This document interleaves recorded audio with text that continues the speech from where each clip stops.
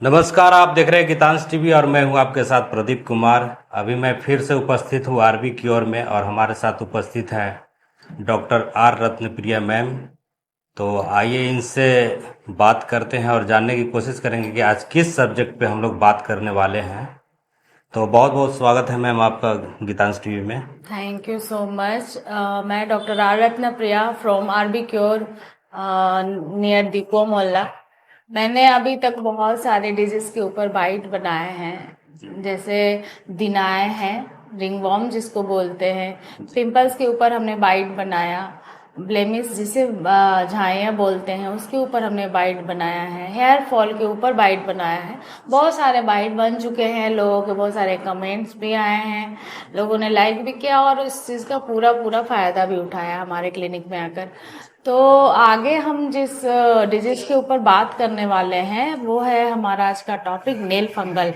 हमारे नाखूनों में जो फंगल होता है, फंगल इन्फेक्शन जो स्टार्ट होता है, उसकी रीज़न के ऊपर आज हम बात करेंगे, वो होता क्यों है और उसको कैसे हम ठीक कर सकते हैं। तो तो ये हमारा नेल फंगल होने का क्या रीजन होता है मैम, और ये कैसे होता है और क्यों होता है ये? नेल फंगल का जो रीज़न होता है, मोस्ट ऑफ रीज़न तो होता है कि आप जब काम करते हैं, कितने लोगों को देखा होगा आपने कि कुछ फार्म में काम करते हैं, खेतों में काम करते हैं, जी। हमेशा पानी वानी हाथ में। हाँ, मोस्ट ऑफ जो मिट्टी लगती है, मतलब रेगुलर बेसिस के ऊपर उनके हाथों में मिट्टी लगती है, पानी बहुत ज़्यादा इस्तेमाल होता है। तो नमी एक रीज़न होता है। दूसरा होता है कि हमारा खुद का इम्यून सिस्टम भी खराब होता है। तीसरा होता है कि विटामिन ई की डिफिशियंसी काफ़ी हो जाती है। विटामिन ई और ए की डिफिशियंसी से हमारा जो नेल है वो ख़राब होने लगता है, ख़राब होकर सड़ने लगता है, फिर उसमें बैक्टीरियल इन्फेक्शन होता है और वो एक घाव के रूप में पूरा नेल के अंदर अंदर पस दिखने लगता है, पस आ जाता है और फिर नेल पूरा सड़ना स्टार्ट होता है और पूरा नेल खराब हो जाता है। यदि आप उसको रेगुलर बेसिस पे देखभाल नहीं करते हैं, उसका ट्रीटमेंट नहीं लेते हैं, तो पूरी नेल आपकी दिखेगी नहीं, हैंड में नेल दिखेगा नहीं, पूरा सड़ जाता है, नेल आता ही नहीं है। नेल आना बंद हो जाता है, उसमें सड़न हो जाता है और पस भी आना शुरू हो जाता है।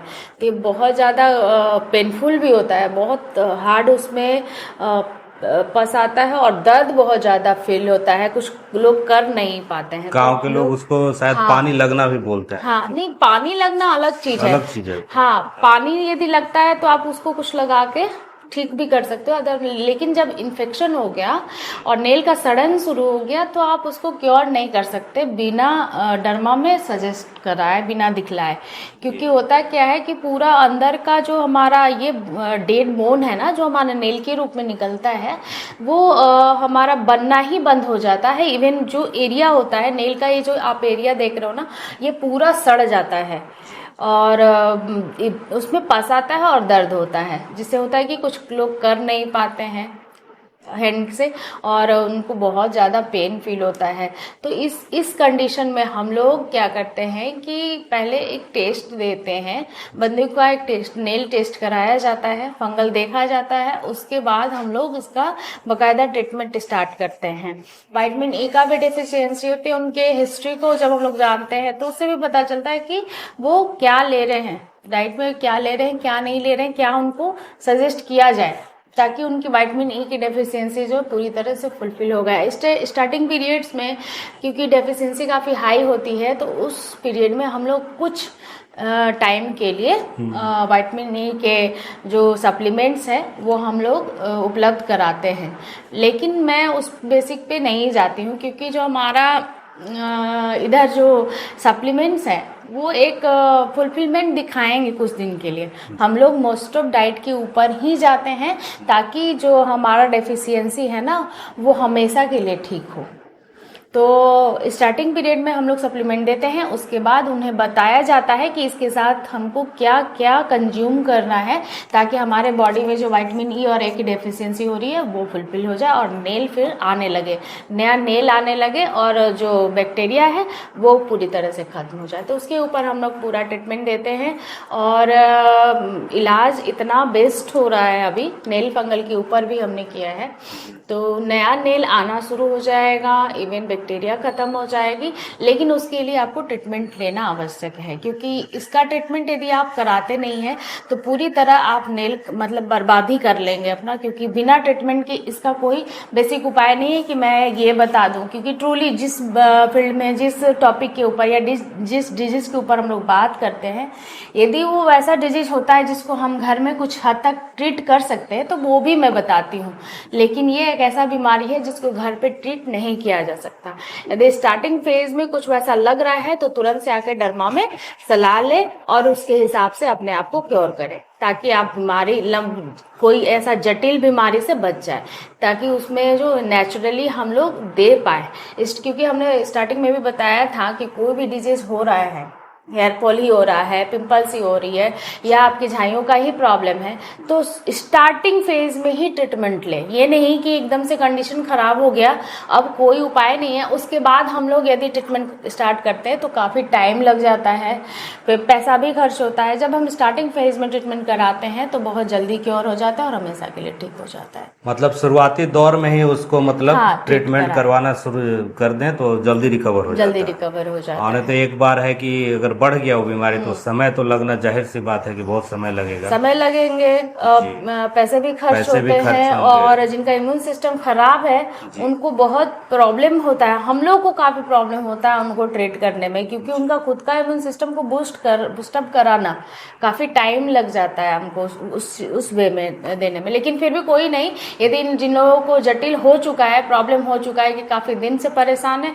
वो भी जल्दी से जल्दी ट्रीटमेंट ले सकते हैं, क्योंकि उनमें जितना समय लेंगे वो बीमारी उनको उतना ही परेशान करेगी।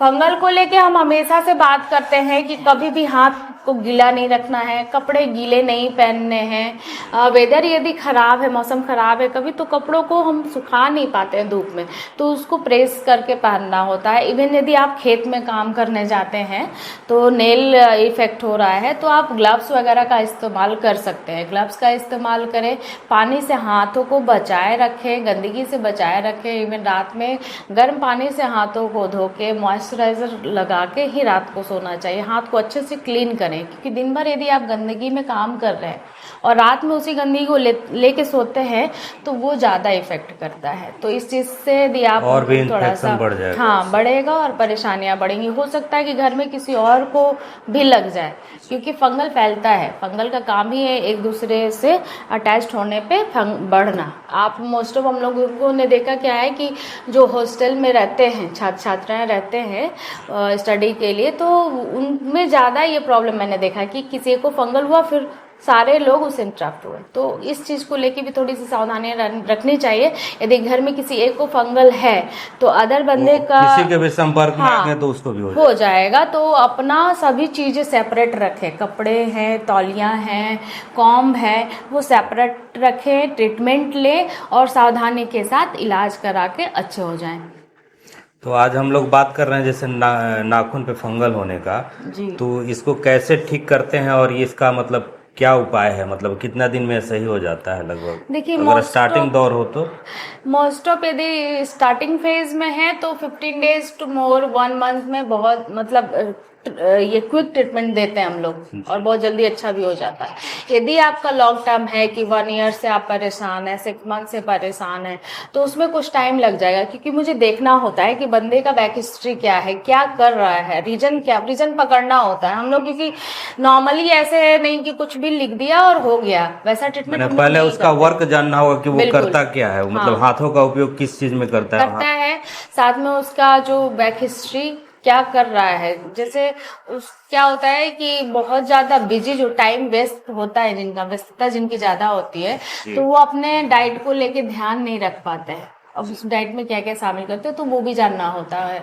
इवन उनका स्लीप साइकिल पे भी फिर काम करेंगे हम लोग, उनका डेली रूटीन के ऊपर काम करेंगे, इसलिए क्योंकि इम्यून भी देखना होता है। कहीं इम्यून सिस्टम में तो उनकी परेशानी नहीं है जिसकी वजह से यदि फंगल हो रहा है, मान लीजिए कुछ, क्योंकि पेशेंट ऐसे आ रहे हैं हमारे पास जिनको प्रॉब्लम हो रहा है, ट्रीटमेंट भी ले रहे हैं, बावजूद उसके ठीक नहीं हो रहा है। तो वैसे पेशेंट का पूरा हिस्ट्री खंगालने के बाद ही हम लोग ट्रीटमेंट देते हैं, ताकि वो हमेशा के लिए ठीक हो जाए। मतलब बारीकी से उसके बारे में जानेंगे, उसके बारे में जांच करेंगे, उसके बाद फिर इलाज शुरू करेंगे जी, जिससे कि फायदा जल्दी होता है और बेहतर उसका इलाज भी हो जाता है। तो आगे क्या कहना चाहेंगे मैम हमारे दर्शकों से? हम यही कहना चाहेंगे कि देखिए, आप लोग जो डरमा को लेके जाते हैं डॉक्टर के पास, तो एक सही मार्गदर्शन में यदि आप चलते हैं तो आप परेशानी से हमेशा के लिए उबर पाते हैं। अदरवाइज क्या होता है कि आपने दवाइयाँ ली, कुछ दिनों के लिए ठीक हुए और वापस दवाइयाँ छोड़ने के बाद वही चीज़ फेस करना और बार बार एंटीबायोटिक का इस्तेमाल करना, ये आपके लिए काफ़ी हार्मफुल है।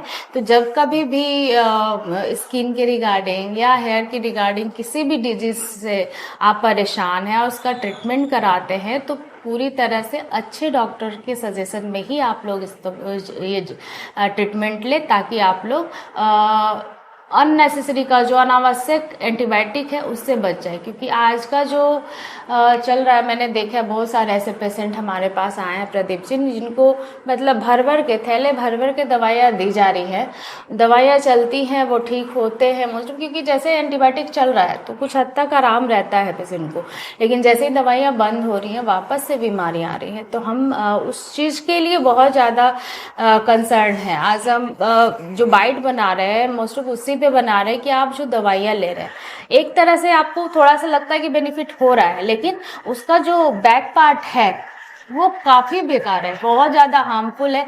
क्योंकि जो एंटीबायोटिक है वो किडनी को, लिवर को, हार्ट को, ये सब हमारे जो अंदर के बाकी ऑर्गन्स हैं ना, सबको मतलब एक समान हार्म पहुंचा रहा है और उसका अलग से रिएक्शन देखने को मिल रहा है।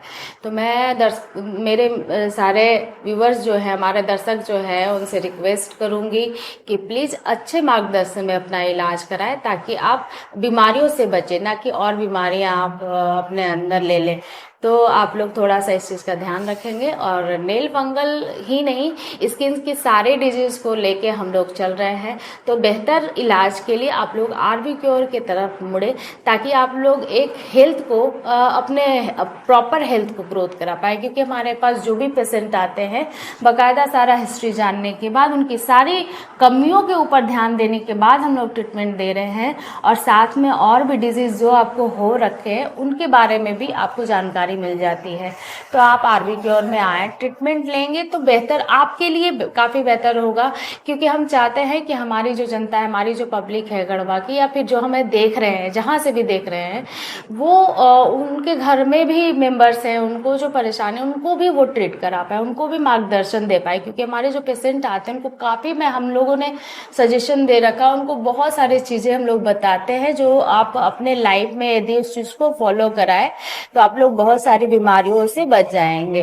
तो हमारा आरबी क्योर जो है गढ़वा में है, सदर हॉस्पिटल के सामने कौशिक मेडिकल में। आप लोग हम आके पंजीकरण करा सकते हैं, रजिस्ट्रेशन करा सकते हैं, और दीपवा मोहल्ला स्थित आरबी क्योर में ट्रीटमेंट ले सकते हैं।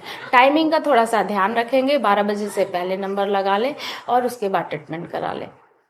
विशेष जानकारी के लिए आप स्क्रीन पर दिए गए नंबर पर संपर्क कर सकते हैं। और कॉल करने का समय क्या है मैम, वो थोड़ा सा बता दिया जाए। शाम को 7 बजे के बाद ही कॉल लगाएंगे। क्योंकि यदि जनरली क्या होता है कि मैंने भी अपना नंबर दे रखा है, कभी होता है क्या है कि कौशिक मेडिकल में नंबर नहीं लगता, तो जो पेशेंट है हमारे पास भी कॉल करते हैं, तो मैं 7 बजे के बाद ही उनसे बात कर पाऊंगी। क्योंकि अदर टाइम हमारा बिजी होता है। और कॉल करके भी नंबर लगा सकते हैं, फ़ोन पे भी आप पेमेंट देकर नंबर वहाँ कौशिक मेडिकल में लगा सकते हैं, नेक्स्ट डे आके ट्रीटमेंट ले सकते हैं। तो आने से पहले आप कॉल ज़रूर करें, क्योंकि असुविधा हो जाती है। क्योंकि कभी मैं यहाँ रहती हूँ, कभी मुझे बाहर का शेड्यूल होता है तो मैं बाहर निकल जाती हूँ, और पेशेंट रेगुलर बेसिस पे क्या होता है कि कभी भी आके सोचते कि नंबर लगा के ट्रीटमेंट ले ले, तो ये नहीं हो पाता है। तो थोड़ा सा समय का ध्यान रखेंगे लोग, इस चीज़ को मैं बार बार रिपीट करती हूँ जब भी बाइट बनाती हूँ।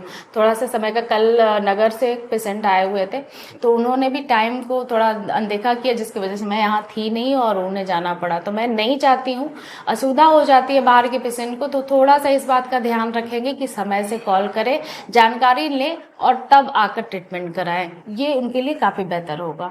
और जब नंबर दिया हुआ है तो नंबर से एक बार पहले कंफर्म कर ले पहले दिन, उसके बाद दूसरे दिन जब समय मिले आपको आके आप अपना ट्रीटमेंट करवा सकते हैं।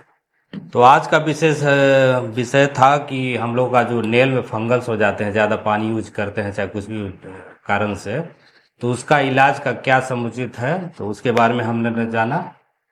तो इसी के साथ आज का वीडियो हम संपन्न करते हैं और बहुत बहुत धन्यवाद देते हैं डॉक्टर आर रत्नप्रिया जी को कि ये लगातार आप लोगों के साथ बने हुए हैं और हर विषय पे जो भी स्किन से संबंधित रोग हैं उसके विषय पे एक एक वीडियो बना के आप लोगों को दे रही हैं।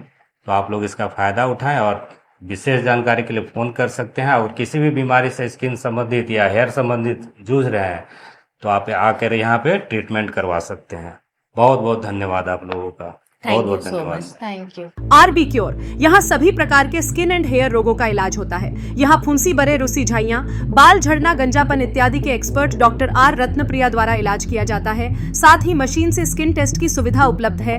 नंबर लगाने के लिए संपर्क करें। कौशिक मेडिकल हॉल, सदर अस्पताल के सामने, गढ़वा। विशेष जानकारी के लिए स्क्रीन पर दिए गए नंबर पर संपर्क करें।